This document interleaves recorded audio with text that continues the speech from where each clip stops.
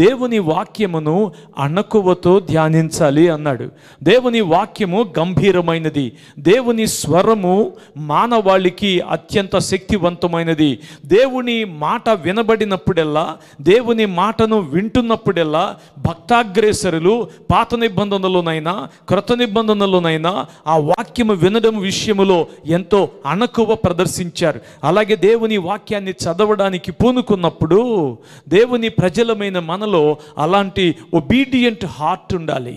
అంతే తప్ప గర్వపు హృదయముతో, అతిశయపు మనస్సుతో నాకు చదువు వచ్చు కదా, నేను డిగ్రీ చదివాను కదా, లేక నేను ఇంకేదో చదివాను కదా, ఈ లోకరీత్యా నేను గొప్ప పండితుడిని కదా, నో. దేవుని వాక్యము నీ జీవితానికి సంతృప్తికరమైనదిగా, ఆశీర్వాదకరమైనదిగా ఉండాలి అంటే దానిని చదివేటప్పుడు, ధ్యానించేటప్పుడు అణకువ కలిగి, విధేయత కలిగి, తగ్గింపు కలిగి దేవుని వాక్యాన్ని ధ్యానించడం అలవరుచుకోవాలి.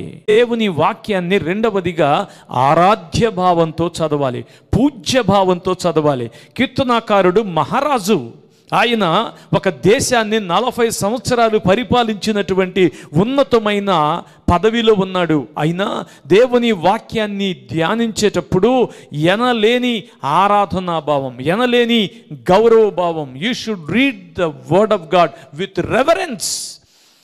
దేవుణ్ణి ఆరాధిస్తూ ఉన్న భావంతో, పూజ్య భావంతో, గౌరవ భావంతో చదివిన వారికి ఆ ధ్యానము ధన్యకరమైనదిగా ఉంటుంది. దేనిని బట్టి దేవుని వాక్యాన్ని చులకనగా ధ్యానిస్తున్నారు, క్యాజువల్గా చదువుతున్నారో మీకు ఆశీర్వాదం కాదు.